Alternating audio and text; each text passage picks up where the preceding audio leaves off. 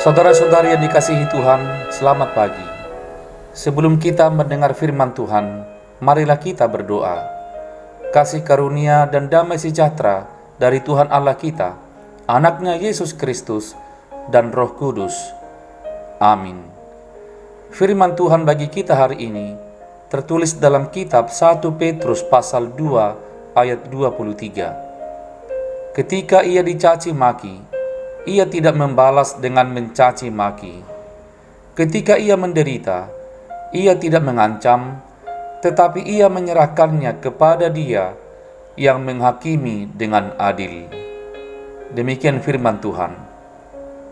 Saudara-saudari yang dikasihi Tuhan, kita pengikut Kristus haruslah meneladani Yesus Kristus yang mau menderita meskipun ia tidak bersalah dan tidak berdosa. Ketika ia dicaci maki, ia tidak membalas dengan mencaci maki.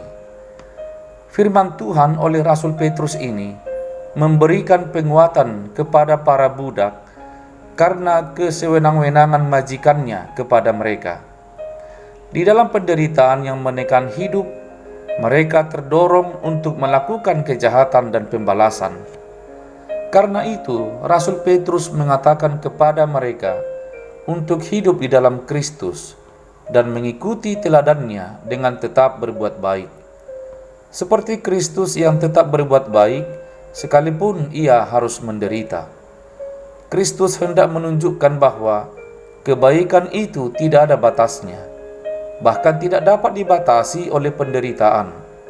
Kehidupan yang dijalani oleh Kristus inilah yang patut diteladani oleh kita umatnya kini. Saudara-saudari, Rasul Petrus menasihati agar mereka jangan melawan apalagi membalas dendam. Tuhan berkenan bila mereka menderita dengan sabar. Dan dalam penjelasannya ini, pikiran Petrus tertuju kepada salib. Di ayat sebelumnya dia mengatakan, "Sebab untuk itulah kamu dipanggil, karena Kristus pun telah menderita untuk kamu dan telah meninggalkan teladan bagimu, supaya kamu mengikuti jejaknya." 1 Petrus 2 ayat 21. Memang tidak mudah untuk tunduk dan menahan diri pada saat kita mengalami perlakuan yang tidak adil.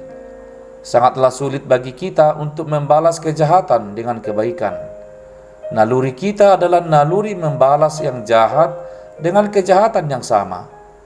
Kita sangat sulit untuk mengalah dan tidak mau dirugikan. Kita sangat cepat membalas, bahkan balasannya bisa lebih berat dari apa yang kita alami.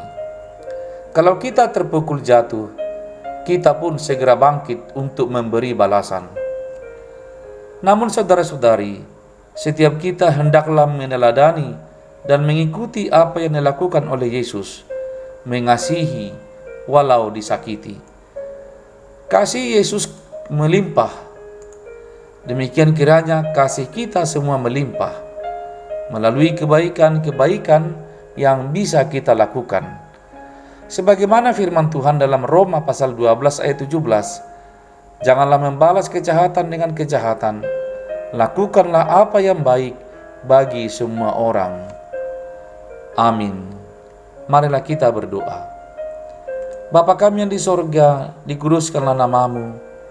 Kami bersyukur dan dikuatkan hari ini karena firman Tuhan menguatkan kami untuk setia meneladani Yesus Kristus ketika kami pun mengalami penderitaan dan kesulitan. Kiranya kami semua dituntun oleh-Mu supaya kami sabar, bahkan membalas kejahatan dengan kebaikan-kebaikan. Mampukan kami ya Tuhan untuk membuahkan kebaikan-kebaikan itu, agar dunia ini semakin baik, lingkungan kami semakin sehat, dan pribadi-pribadi kami ditumbuhkan oleh cinta kasih Tuhan Yesus. Terima kasih ya Bapa. Berkatilah kami hari ini, usaha dan pekerjaan kami pun kiranya Tuhan yang menjadikannya berhasil. Dalam nama Yesus kami berdoa kepadamu.